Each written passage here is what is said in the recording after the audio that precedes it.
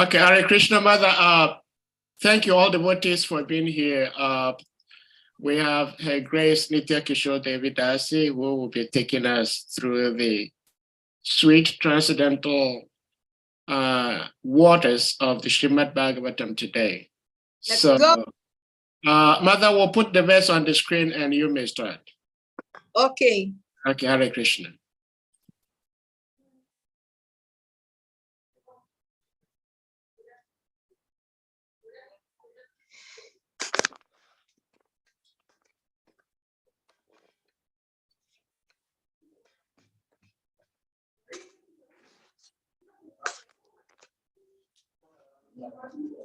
Hare Krishna, are you there? Yeah, Hare Krishna. Do you see the screen? No, I can't. Huh. Does anyone else see the screen? Oh, I can see now. Okay. Om Namo Bhagavate Vasudevaya. Om Namo Bhagavate Vasudevaya. Om Namo Bhagavate Vasudevaya. Narayana Namaskritya. Naram Chaiva Narotamam. Devim Saraswatim Vyasam Tato Chayam Udirayet. Srimad Bhagavatam on 19:13. Rajovacha Ahovayam Danyatama Nripanam Mahatama Nugra Hanya Shila Ragyam Kulam Brahmana Padasochad Durad Vishristam Bhatta Garhya Karma. Translation and meaning by His Divine Grace, A.C. Bhaktivedanta Swami Prabhupada, Srila Prabhupada Ki Jai. Rajovacha, the fortunate king said, Aho Vayam, we, Danyatama, most thankful. Then, it's just a second, oh sorry. Nripanam, of all the kings, Mahatma, of the great souls, Anugrahanya Shila, trained to get favors, Ragyan of the royal, Kulam orders, Brahmana Pada, feet of the Brahmana, Shocha refuse after cleaning. Durat, at a distance, Vrishristam, always left out, Bata, on account of Garhya, condemnable, Karma, activities. Translation. The fortunate king said, indeed, we are the most grateful of all the kings who are trained to get favors from the great souls. Generally, you, sages, consider royalty as refused to be rejected and left in a distant place. According to religious principles, the stool, urine, wash, water, etc. must be left at a long distance. Attached bathrooms, urinals, etc. may be very convenient amenities of modern civilization, but they are ordered to be situated at a distance from residential quarters.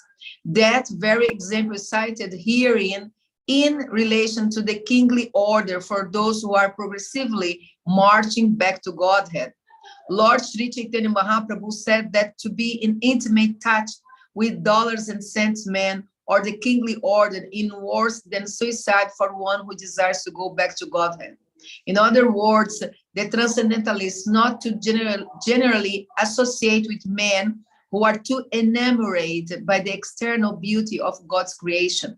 By advanced knowledge in spiritual realization, the transcendentalist knows that this beautiful material world is nothing but a shadowy reflection of the reality, the kingdom of God.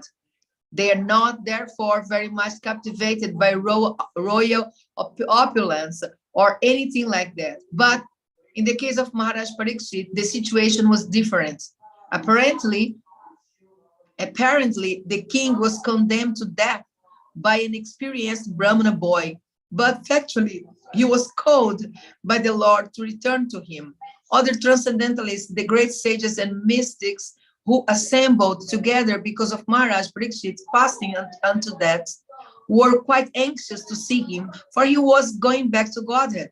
Maharaj Parikshit also could understand that the great sages who assembled there were all kind to his forefathers, the Pandavas, because of their devotional service to the Lord. He therefore felt grateful to the sages for being present there at the last stage of his life, and he felt that it was all due to the greatness of his late forefathers or grandfathers. He felt proud, therefore, that he happened to be the descendant of such great devotees. Such pride for the devotees of the Lord is certainly not equal to the puffed up sense of vanity for material prosperity. The first is reality, whereas the other is false and vain. Om Gyanati Tasya Gyanam Janam Shalakaya Chakshur Militan Jana Tasmai Shri Gurave Namaha Shri Chaitanya Manobishtan Stapitan Jana Bhutale Swayam Rupan Kadamahyam Dadati Swapadantikam Vanchakalpatarubhyascha Kripa Sindhubhya Evacha Patitanam Pavanebhyo Vaishnavibhyo Namo Namaha. Srila Prabhupada Ki Jai. Nitai Gaura Premanande Hari Hari Bol. So these purport and verse, they very enlightened. You know, the most interesting and most fortunate and most incredible is that those who read, I read a lot, and those who study philosophy, they know there is no such literature as Srimad Bhagavatam. You know, Srimad Bhagavatam is really the Grantaraj. Grantaraj means the king of the scriptures. Granta means scripture, and Raj means king. So in Mayapur, they say Grantaraj Srimad Bhagavatam Ki Jai, the king of the Grantas, of the scriptures.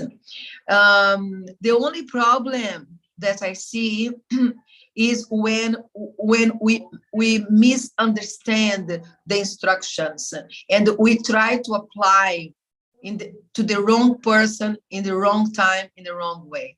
So because it should be perfect, it should be for the perfection.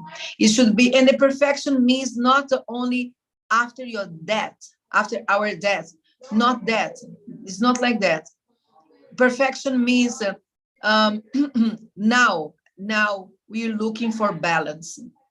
Now we must not only appear nicely and ha ha ha Hare Krishna Prabhu, not like that, very artificially, you know, and then you're inside your house or your life is a chaos, you know, all the time, you know, but that we really bring the teachings of Srimad Bhagavatam in the great sages to our life, to our day by day, by remembering it, by trying to apply it, by trying to understand it, and it shouldn't bring to our lives anxiety or craziness or conflict or madness. No, should bring to our yoga and Shastra and scriptures and Bhagavad Gita should bring to our lives something else. Balance, calm, peace, wisdom. That people, when they really know us, they would like to be like us or live like us. Not that anxiety, conflict all the time, madness, not like that. So if we are living this way, we have to understand that something is wrong. Something is wrong in our application. Prabhupada said that, you know, devotees are unhappy, something's wrong. Why? You know, So everybody's suffering, but we understand why we are suffering, from where the suffering is coming, and we also understand that the suffering is temporary, and also that misery and happiness is temporary. We understand that. We are not like anybody else walk on the street that they have no knowledge. So how can we be less peaceful or less balanced than them? So that we have to understand. When we read something, some instruction, how it can apply, how the instruction can apply, where, to whom should we apply? When we speak about renunciation, what is that renunciation? Renounce what? Once you get married, you renounce your wife, you renounce your husband, you renounce your kids, your job, your house. Means that? That means that you are very advanced. I'm telling you, after 33 years in ISKCON, I see that those devotees who follow this in this way, they're in big trouble right now. They have medical bills to pay. They have insurance, and their lives are is so much anxiety because their kids are big and they have no money for education, and even they have no money for renting. They have no security, nothing. So their minds always agitated. They even cannot change japa. So that's the reality. The point is, so where we misunderstood the instructions about renunciation? Where? What time? Something went wrong. Very wrong. So when somebody tells you renounce for which ashrama, which varna he's talking about, the application of renunciation for brahmachari is one thing. For grihastha is something else. Grihastha gives charity. From where? If they don't work. They try to avoid the work. They try to avoid the money. They try to avoid because they are thinking money is maya. For grihastha, money is maya. If their duty is to give charity, if they don't work, if they have money, how they can do their duty? Huh? Contradiction. Yes or not? What's the duty of brahmacharis? Sacrifice to the spiritual master. Their time, the body, tapasya. What duty of the grihastas? Charity. What's the duty of the other varnas, other ashramas? And then you come to the varnas. Kshatriyas, what they should do? Kshatriyas and brahmanas, they have different duties. Yes or not? If a brahmana comes and say heavy things and condemn people, this is strange, isn't it? If a kshatriya has their duty to protect women, to protect children, and then they don't do it because they're so merciful, they're merciful to the criminals under them commit crimes. What they do? They do nothing. Like in India, they didn't have kshatriyas, and then India got taken by the Islam for 755 years. And then it's gone, all the Vedic civilization. Of course, it was written in Bhagavatam, 12 canto, that will happen for 1,000 years, and it was 1,000 years exactly. 700, and almost 1,000 years, 950 years. Very interesting. Bhagavatam is amazing. Bhagavatam is telling 1,000 years, the whole Bharata will be taken by Javanas, and it lasts for 1,000 years. And then Kali came. What you see, my friends, nowadays, that looks like India is not India. It's not Bharata. It's just one, what's the name? One very thin cover. You break it, and then it's Islam, or the mentality. So let's go back to the verse. I just gave an overview. I gave an overview, about how to apply what we are about to explore here in this, what's the name? In these instructions in the verse, okay? So Prabhupada is telling that modern civilization, they have so much facility that the bathrooms change. They're supposed to be outside the house, but then they are inside the house. You know, yeah, these are not main principles, but they are details. But it's good for us to think, for us to understand. Okay, so the verse is telling, just go up, please. The verse is telling that the former king said, indeed, we are the most grateful for all the kings who are trained to get favors from the great souls. Yeah, the kings, the kshatras, they are trained to get blessings from the brahmanas, to get instructions from the brahmanas, to get the mercy, to lead, you know, like when you are really doing your duty as a king, you are involved with the state. So many things you have to manage: taxes, people, criminals, women, children, education, so many things. So then the kings from the past, they, of course, is your duty, and you get in anxiety trying to protect and help and rule. And then the brahmanas come, you know, and give these merciful instructions, you know, about what's really important and about the material world, which is temporary, for us to never forget that. So then the king is telling, we are trained to get favors from the great souls, to approach the great souls, you know, and get from them instructions about God and about the material world, and, you know, about the goal of life. Although they're not confused to do their duties. That's very interesting. And that's Bhagavad Gita. They listen, or you know, look, king. The Brahmana comes and says, look, king, this is all temporary. Material world, you'll never be better than this. You can try your best, but you know, the material world is going to annihilation. Yes or not? Sooner or later. So the Brahmanas come and instruct. The Brahmanas come and enlighten, but still they have the duty. They don't abandon their duty. As a king, as a protector, as a temple president, as a manager, they have a duty. Not that you're temple president in Vrindavanadam, and there's so many things that are going on. You have you have decisions to make.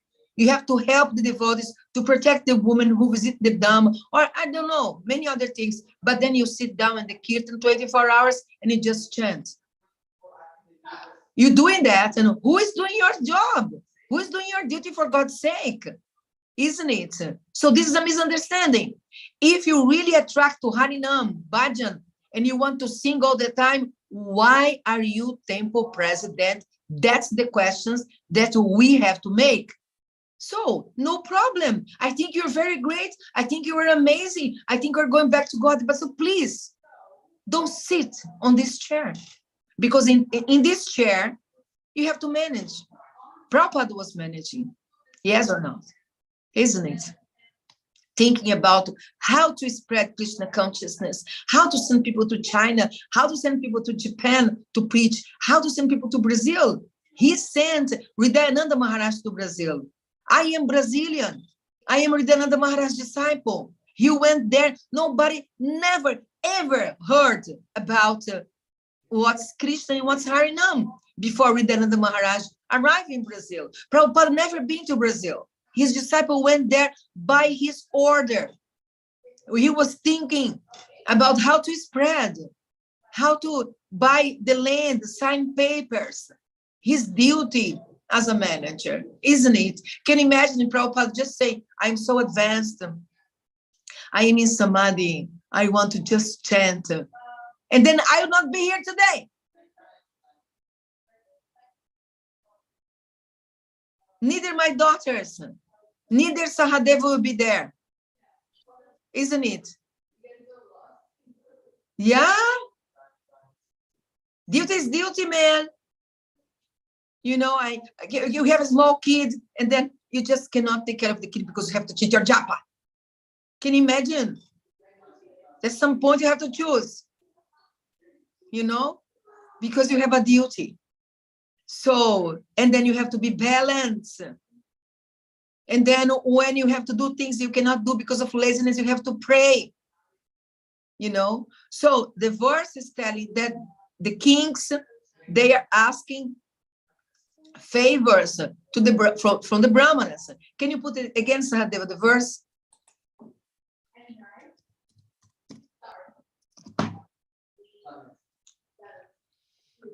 Okay, generally, you sages consider royalty as refused to be rejected and left in a distant place. Wow, as if it was stool, urine. Prabhupada is telling like that. So what he's telling, the Brahmanas come and say that, but the kings, they don't get confused, but they understand, you know, in the end of the day, I have to renounce all that. So he is doing his duty, but he has the goal in life. So what's the difference? The difference when you act in the material world, like Prabhupada, he would say, you know, this is a house, we are living in a house, another person lives in another house, they're doing the same thing, but here is also a house, the temple, but here in the Grihastha house or the temple house, Krishna is the center of everything. Krishna is the center of everything. And meanwhile, you are acting, doing things in the material world, like Sahadev is a nurse, I am a manager, I deal with money, he deals with people, I deal with money, I sell things, I talk to people, I sign contracts, I'm dealing with the bank. I'm dealing with the bank, I'm dealing with deadlines as a manager. And so what's the problem is? What's the problem? Because of that, I not change my japa, I forget Krishna. No. We always remember Krishna. Actually, we remember more Krishna because by doing our duties, we really, really can see Maya acting all the time. So we think, actually, we remember much more Krishna. So, my God, how this material world is miserable. So it's not by artificial means, not by faking some renunciation that you're going to advance, but accepting your duties, your guna karma, your nature, going through this. And then you realize how difficult, how horrible, how complicated, how hopeless is this material world. Next step is, Krishna, please, from the core of my heart, I want to leave this place. That's real. That's real. Faking something is not real. So this is the reason why Arjuna, you know, he was in the he was just a second. Arjuna was advised by Krishna,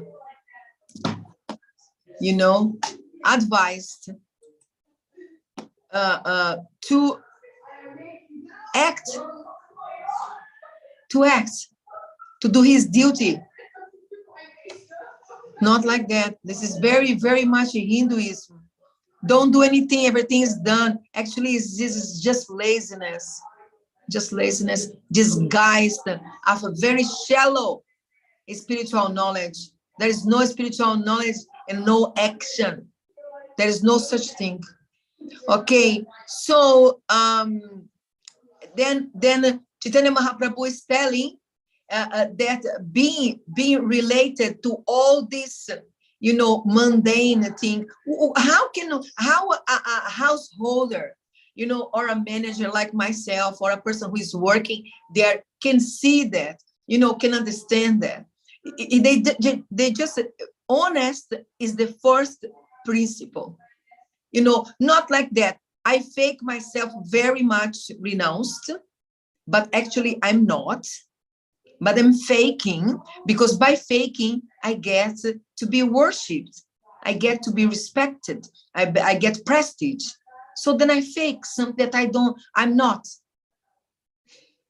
I fake that I'm renounced, because inside of this small society, I get worshipped by that.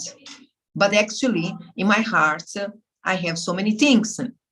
So, and then I fake that I'm following Chaitanya Mahaprabhu said that, oh, then I use Chaitanya Mahaprabhu words and instructions just for faking something that I'm not. So if a person really understands that, then this person will not even get married, isn't it? How many sannyasis we know nowadays, or brahmacharis, they really know that brahmacharis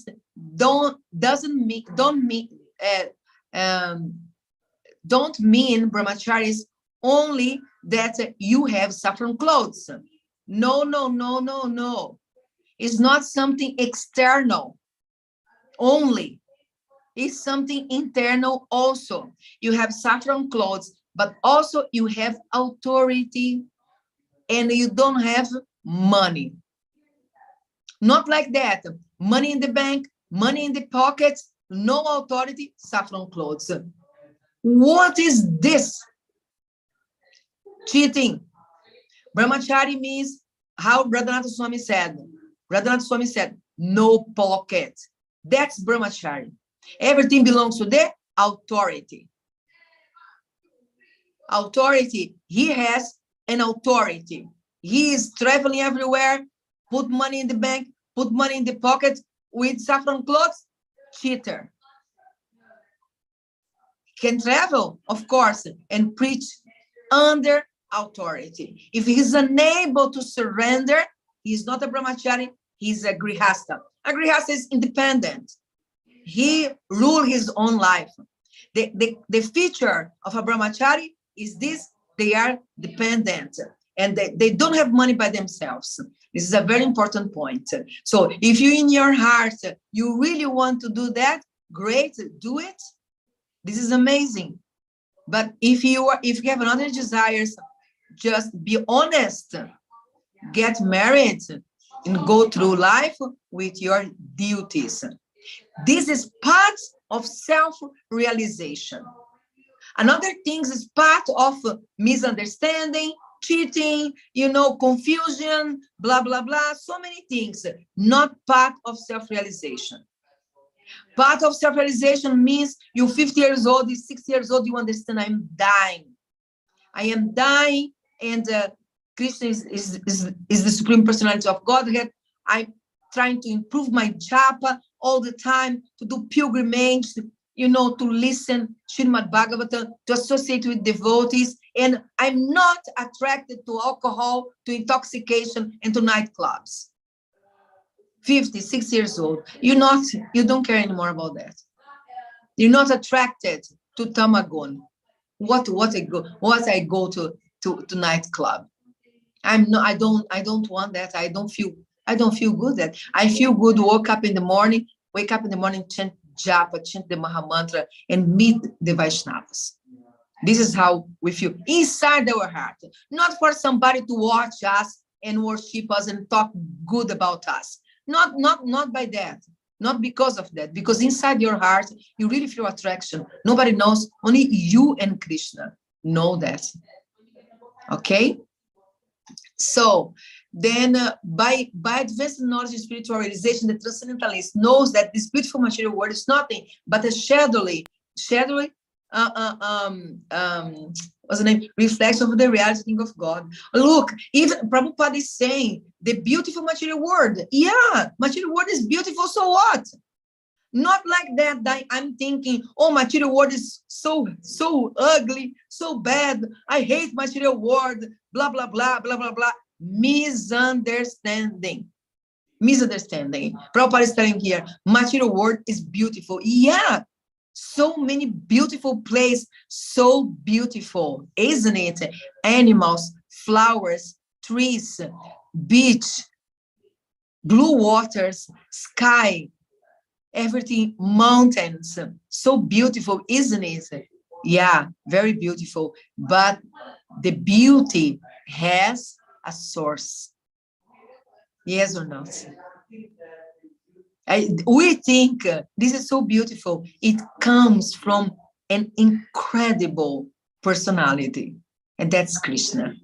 Is his brain, his inspiration, his ideas, his capability to create, to empower. He empowered Brahma, Lord Brahma, to create. It comes from him.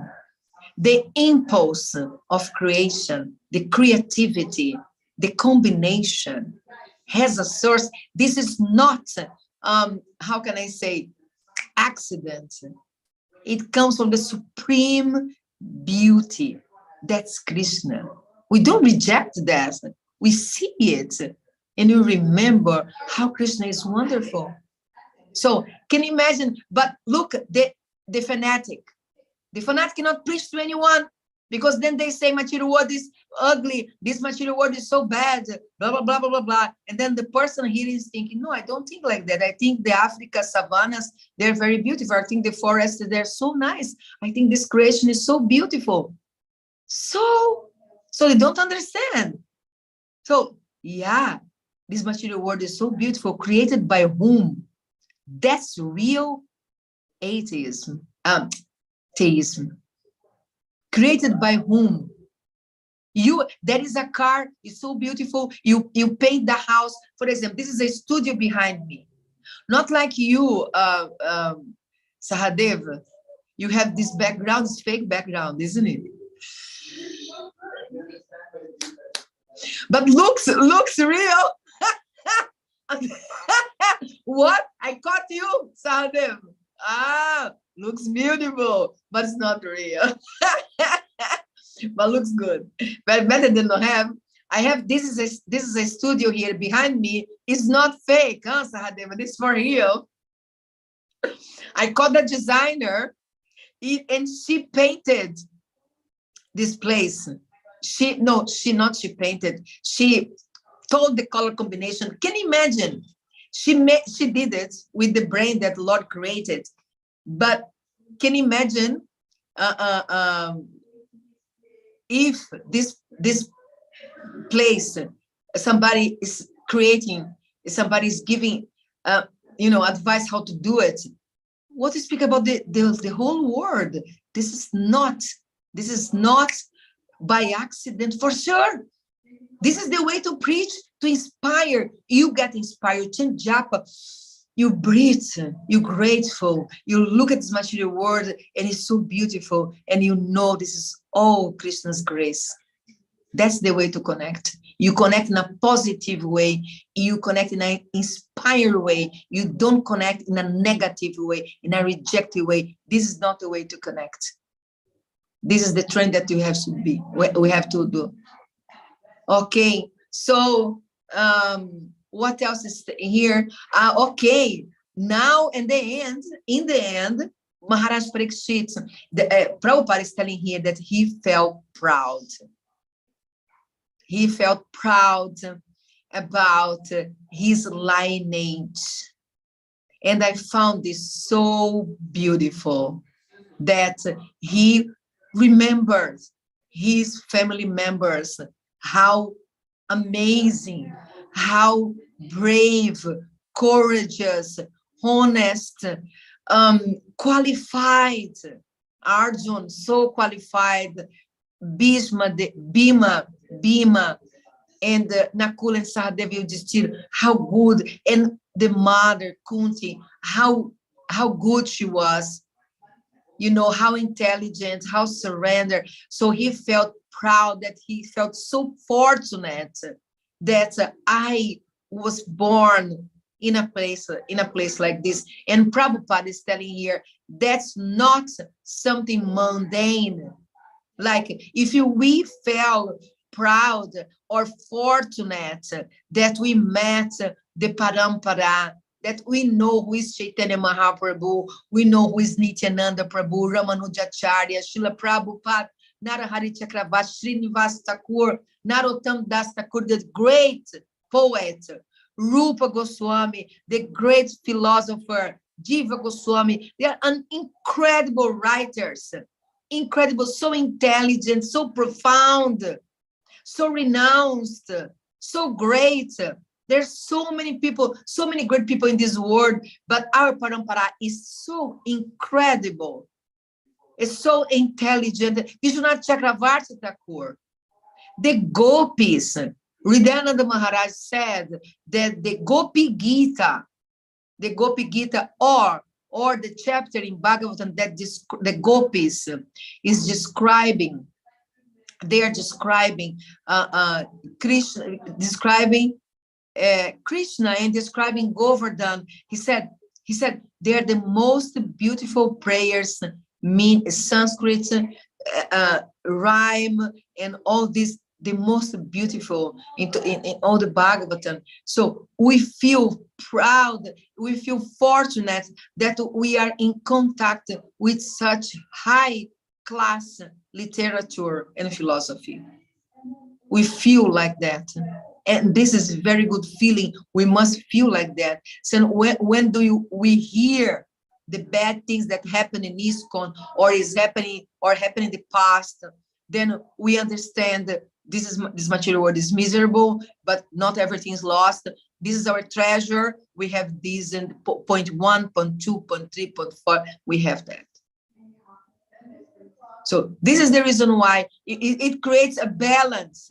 It creates a balance. If you don't understand that, the good, when bad things happen, and then you just leave, like so many left the path of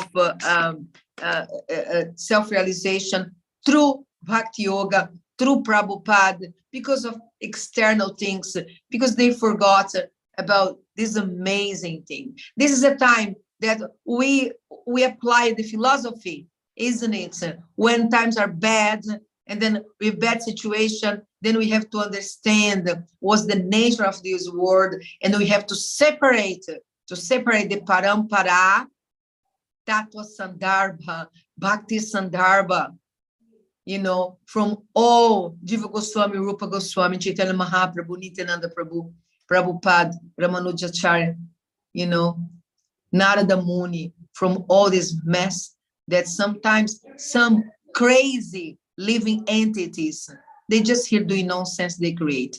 They cannot replace the whole parampara. They cannot replace the whole philosophy. That's we have to remember. It's not like that we close our eyes, we don't see anything, we don't care about anything, we don't know anything. Yes. It's not like that. It's not like that. But we are conscious. We are conscious. It really happens, but it's not most important than what we have, than our treasure. That's called balance. That's called balance. Be like that is not balance. It's just you are just ignorance. Ignorance is bliss for you, and that's not correct.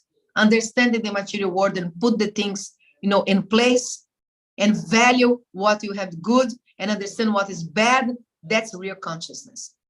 Okay, real Krishna consciousness. Prabhupada was very conscious when Prabhupada left India and left Gaudiya Mata. And when Srila Prabhupada went to Mayapur and he got rejected and criticized by his god brothers, it was painful. But he said to the devotees, they are envious. Leave it. Leave them. They're envious. It's our society. We do as we like. Leave it like that. Prabhupada, so intelligent. So intelligent. So Krishna conscious. That's reality. Okay. So this is the first. This is the first. This is the last point in the purport. Okay, and I'm done here. So if you have any questions, comments, okay, please. Hare Krishna, thank you so much, Her Grace Nitya Kishore Devi, for such wonderful and powerful class as always. So many eye-opening things we learned from the purport and your sharing also. Mitravinda Devi, please, you may unmute.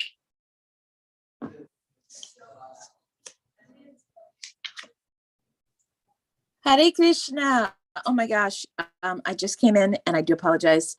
But I'm going to have to say, thank you. Thank you. Thank you so very much for taking the reading today and putting it into realizations that give balance, long-standing and deep to issues, right? There's always something going on. Oh, so beautiful. I'm sorry. And I had to yell. I had to shout. I had to shout because it was so, this is what you said is the crux of Krishna consciousness. You have people that will do whatever they want to do because there's free will. And they're in every place, in all kinds of areas, maybe that they even shouldn't be, but they are there nonetheless. And they're doing things that, but we can't let that sully Srila Prabhupada service of ISKCON. ISKCON is Srila Prabhupada's seva. That's his seva. So everyone should really be acting in a way that shines it more than it already is. Not doing things that detract from Srila Prabhupada's seva. We have to protect it. It's absolutely necessary. And what you said was so beautiful, so balancing. We can't let the deeds of people who don't know how to behave take away from this beautiful process of bhakti that Srila Prabhupada has arranged for all of us to taste. Yes. Well said, Devi. Well said. I'm so happy to be here. Thank you for being here. Hare Krishna. Hare Krishna. Thank you, Mitra Vrinda Devi. Anyone else with any question? In fact, just yesterday, Nitya Kishore Devi, just yesterday, okay,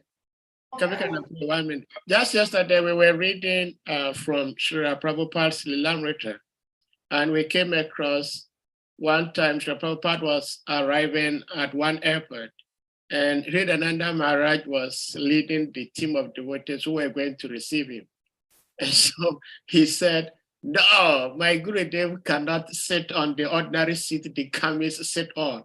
So they made one huge vyasasana. It required like 20 devotees to carry it to the airport.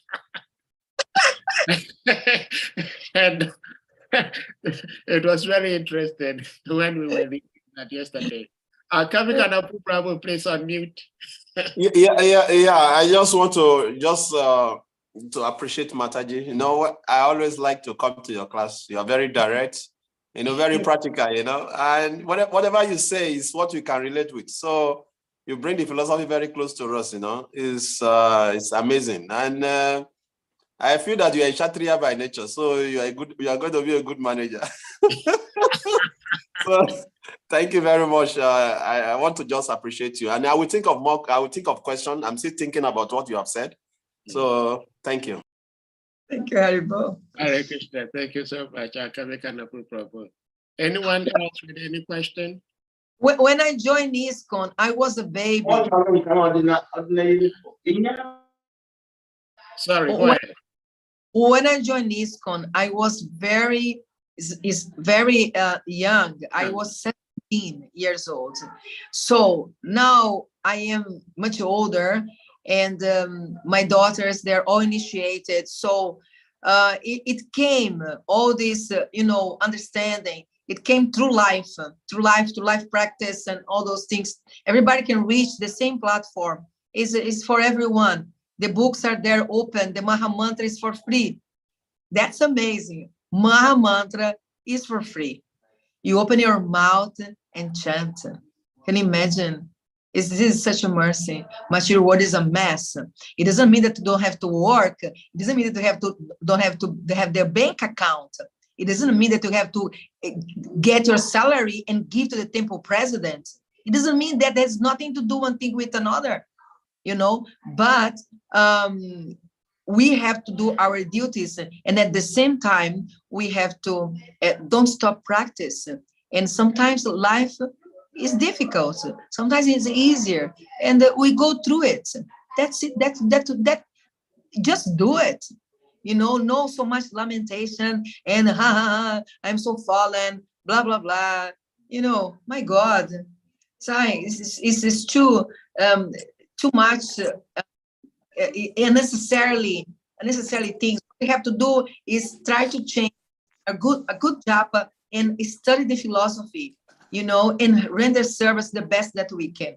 That we will have to, what we have to do. Another thing that I want to say here is about toxic environments that you do so-called devotional service, but people keep fighting with you, keep not appreciating you, keep talking bad about you, and you are not happy. This place should be left behind in your life.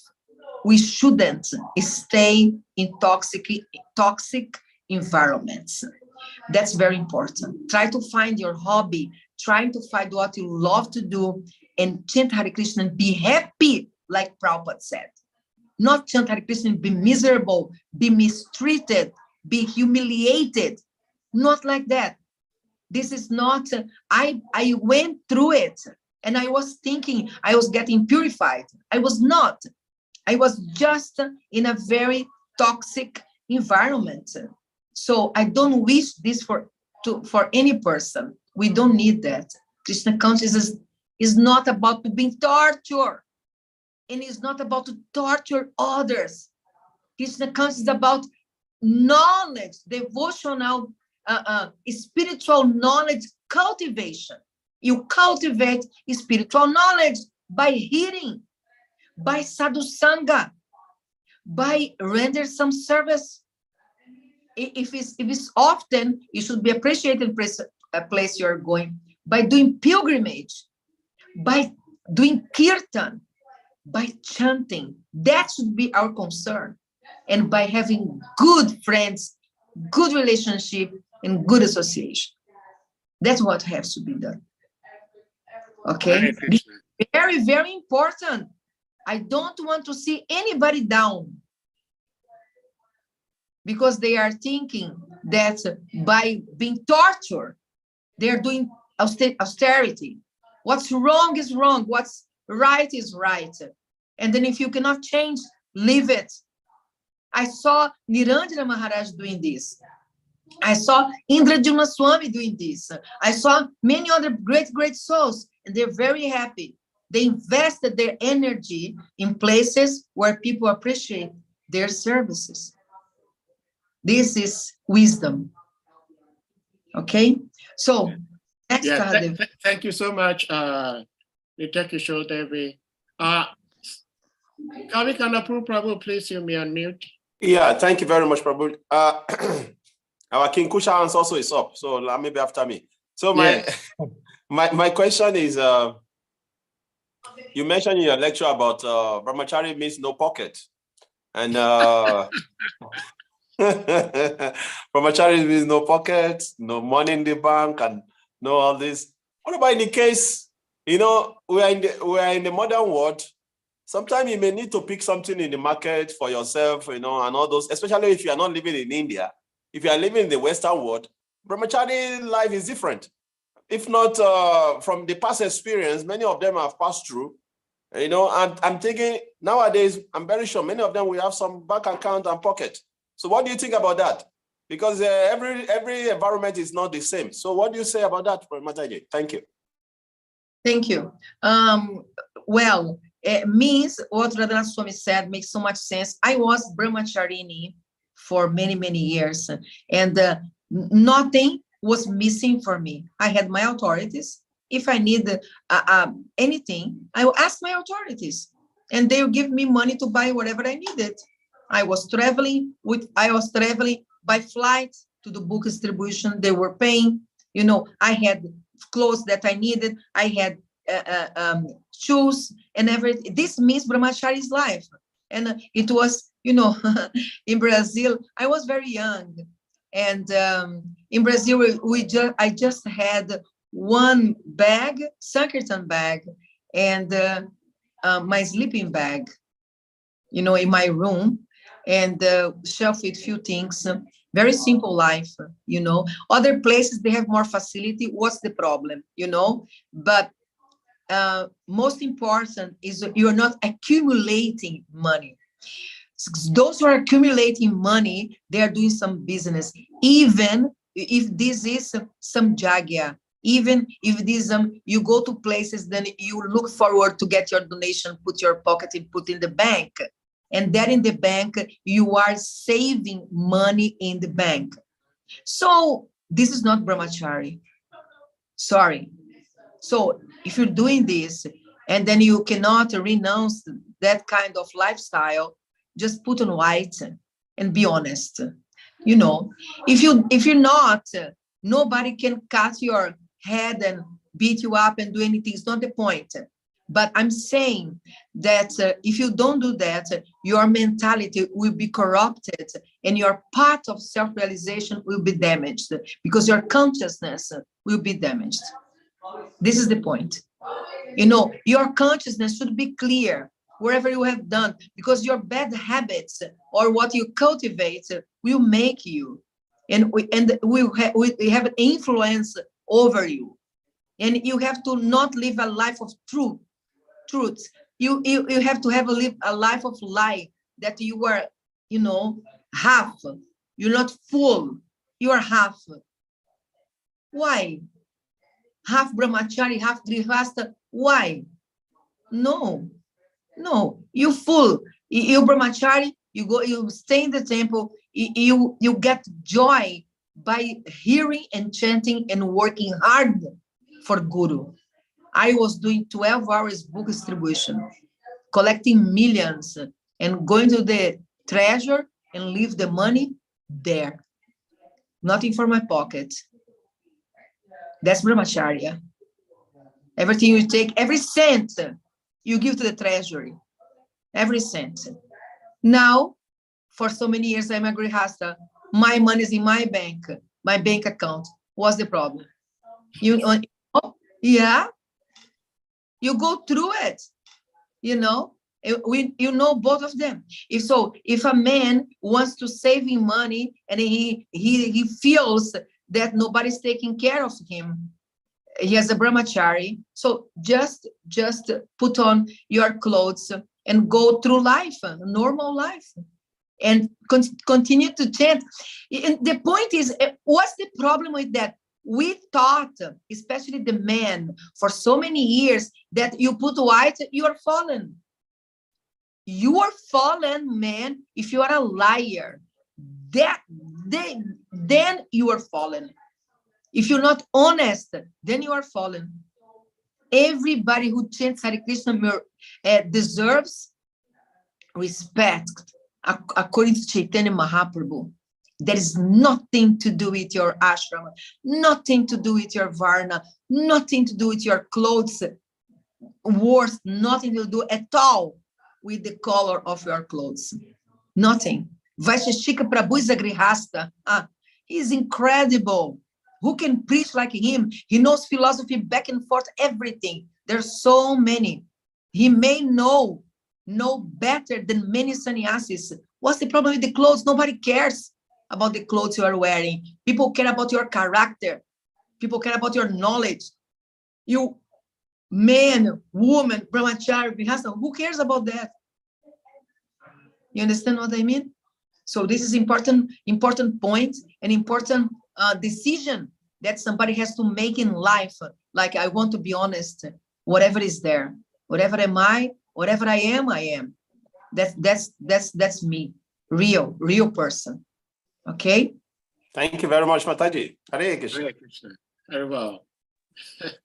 So, Kusha Prabhu, please, you may unmute. Hare Krishna, Mother, obeisances. I have two questions in the course of your lecture. Can you hear me clearly? Yeah. The first question you mentioned about the grihastha has to work. So my first question is on that. That is, we see in Vrindavan and Mayapur, especially Western devotees, or let's just say devotees around the world, they come and recite them with the holy dam. They are not working. They are grihasthas. How do you understand that? This is your first question. Because you mentioned that the Grihastha has to do charity. How can he do charity if he's not working? So when people renounce, leave the Western world, renounce the holy dam, how are they Grihastha in good standing? Because they are not working. My second question is on prestige. You mentioned if you're not appreciated where you are, you should go to where you have been appreciated. But Chaitanya Mahaprabhu said, we don't seek honor and prestige. So if we are looking for a way to be appreciated, are we not attached to material glory of our services? That's Very my good two questions. Thank you. Very good. Okay, first question about Grihastas, they are leaving the holy dam. Srila Prabhupada said, Grihastas and married couples, they shouldn't live in Vrindavanadam. That's Prabhupada's advice. But he said, Mayapur, no problem. So you are telling there are so many Grihastas living here, so they don't work. No, they work. Some work here, some work online, and some, they have business in the West that sustain them in the holy dam. Okay? Of course, when a Grihasta artificially trying to escape their duty of working and get the kids educated and then come to India and try just to stay here forcibly, without any income, and then this person is a problem for themselves, from their family, especially the men in the society. So those who are here and they don't have jobs, they don't have their way to sustain themselves, and they just trying to artificially, this is ridiculous, renounce the material world artificially. And then, of course, they are not happy, you know, here. Yeah, this is serious. So, but if you ask me, I live in Mayapur for 13 years, and I came here to educate my daughters, to put them in the school, Gurukul, 3 daughters. So I thought that maybe bring them to India and get them educated, you know, fully in Krishna consciousness will be very good for them. And I did that, and now they are all adults, and they are going to college. So they left Mayapur, and Mayapur became my home. I didn't have a plan for that. I was working and I was happy there when I was, but then I came here because of them, and now they are devotees. They're all initiated, and they learn many arts in Mayapur, all kinds of arts, and now they're going to college. Okay, so this is my situation. Other situation I can't say, but it applies for everyone. You don't have money to live here, you don't have savings, you don't have a heritage, so better you go and work and educate your kids. If you have facility, then you can come here. Okay, it's something that the person has to decide. The second question was, you told me, we shouldn't look for appreciation, because Chaitanya Mahaprabhu said you shouldn't.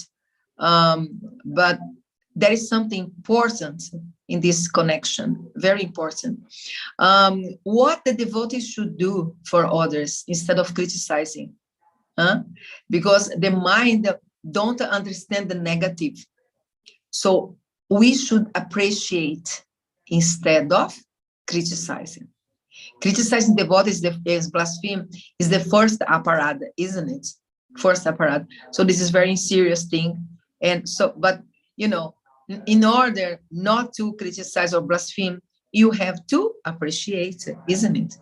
So those who are coordinators, leaders, other devotees, they have a duty to appreciate others. They have the duty. So we don't look for appreciation, but we have to be appreciated. And those who are coordinators, other devotees leaders, they have the duty to appreciate. So there is a problem that we forgot in our devotional life or devotional path in this first 50 years that the movement is going on, that we are human beings, and humans' mind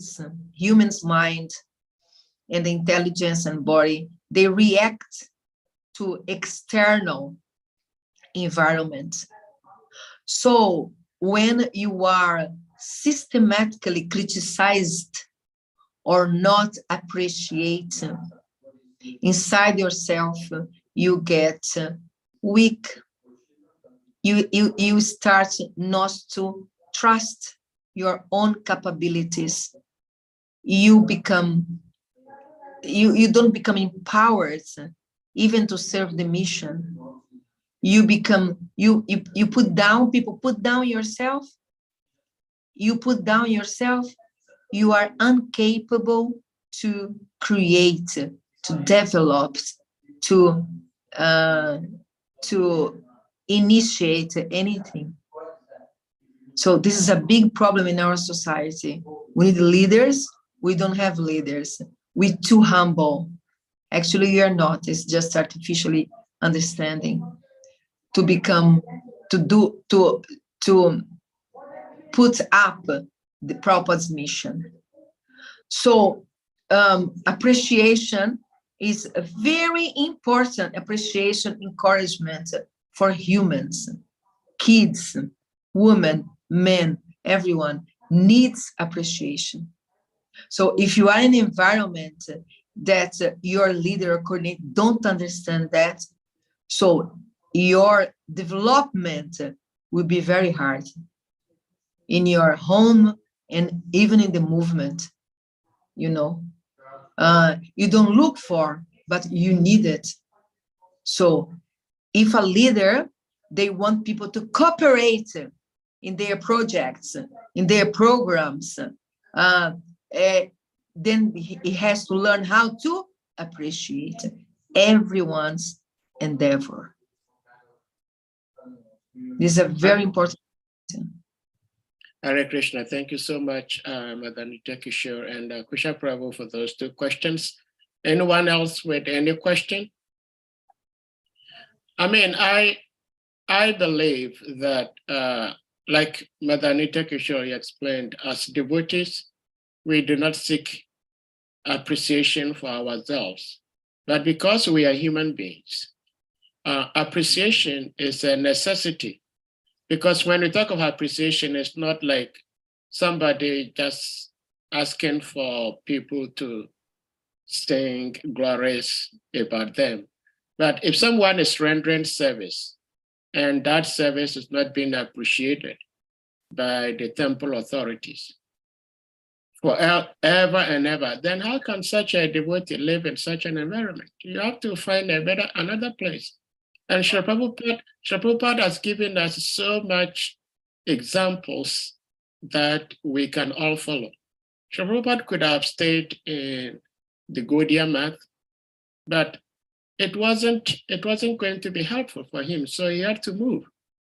So I think it's a practical experience that most of us will have to learn to understand that we cannot always live in one place no matter what. And that is why there are many places. If somewhere isn't working for you, you move to another place. Hare Krishna. Anyone else? Well, I had a question. Madam Nitya Kishore, you did mention about it in your deliberation, but I don't know if you can add a little bit more light to it. And that is, Srila Prabhupada was saying it that, and it's also in the text itself, that great sages, they do not want any material things. And so Srila Prabhupada was talking about dollar and cent men, that great devotees stay away from them. But we know as devotees and as preachers, we want such people to also help. Last week, to be exact, we lost one very, excuse me to say, materially speaking, very rich person who passed away. But apart from being materially rich, he was also very, very spiritually rich. He was very charitable. He helped the temple, the devotees in so many ways. And if devotees had stayed away from such a person, maybe the amount of help this person gave to the temple and devotees wouldn't have been there. So if you can shed a little bit more light on what actually is meant by devotees not getting near or associating with these well-to-do people. Hare Krishna. Haribol. For example, let me give you an example. I'm reading here the purport. Lord Sri Chaitanya Mahaprabhu said that to be in intimate touch with dollars and cents men or the kingly order is worse than suicide for one who desires to go back to God. Let's analyze this deeply, little bit more deeply. Well, dollars and cents men and kingly order, they do so many things they have to do. They have to go to meetings, take difficult decisions, very hard decisions, sometimes say some lies. They have to do things because when you are working, it's not easy, it's difficult. Okay, so then this is their life. They may drink a little bit before kshatriyas were going to hunt, isn't it? So the purport says that intimate touch. Now, if you invite a person for prasad, or you go to this person's place to meet them and have a dinner, and create some friendship, you go there as a God representative. This is not an intimate relation. This is not. For example, you go to somebody's house like that and you live there and you start to work for them, do things for them, talk to them about their lives, and intimate. The word is intimate. Like Prabhupada said to the reporter, he said, you have so much money. And then Prabhupada, no, I want $1 billion. It's a pity that you don't give us. Prabhupada said that because he knew what to do with the money. But what do devotees think? By misunderstanding our philosophy. Because, Vaishnavas and pious people, when they have money, what they do? They help others with what? With education, with food, with programs and projects who will help them to develop themselves spiritually and even materially in the mode of goodness. This is what good people do, pious people do, get orphanage to help others, hospitals. This is pious people. And devotees who have money, they will help devotees to develop more, do japa retreats and, do programs and projects. Money is for that. For develop projects, you need money. But when we think money should be given, because the wealth is there, it will be given to somebody's hands. When the wealth goes to the evil, what they do? They invest in what? They expand intoxication, pornography, isn't it?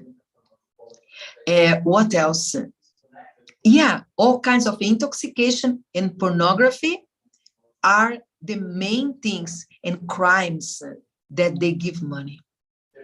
All these things also require money. So when the transcendentalists artificially don't get wealthy and don't have wealth, when they don't do that, and then the money goes to the evil.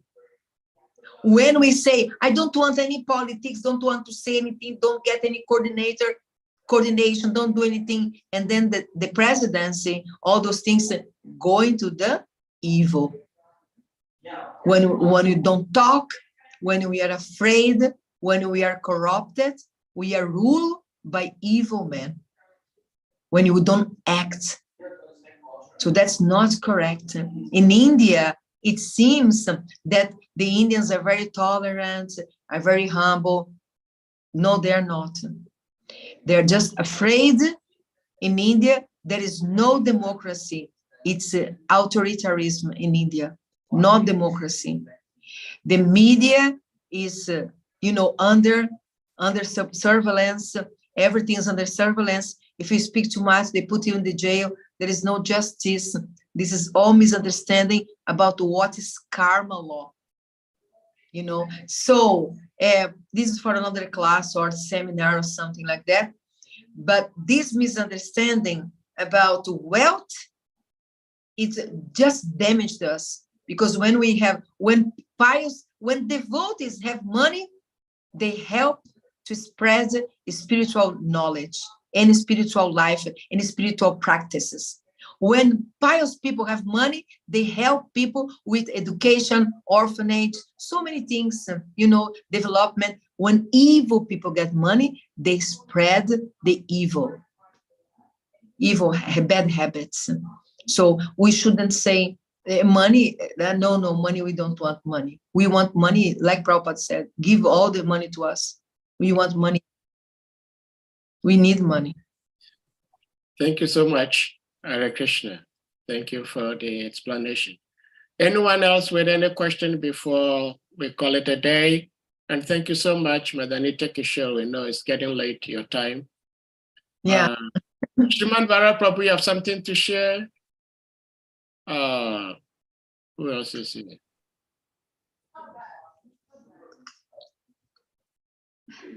Salika Prabhu, you have something to share before we bring this to a close? They are thinking. Salika, you're speaking, but we cannot hear you. Sorry? No, Salika is talking, but we can't hear him. Oh, okay. What now? Can you hear me now? Yes, yes. Yeah. Okay. I just want to thank Mother Kishore for the beautiful class always. I wanted to find her for coming late initially, but after listening to the class, I lost the appetite for finding her. Okay. She did. I'm saying that she was having problem with the it's internet. like she didn't get me.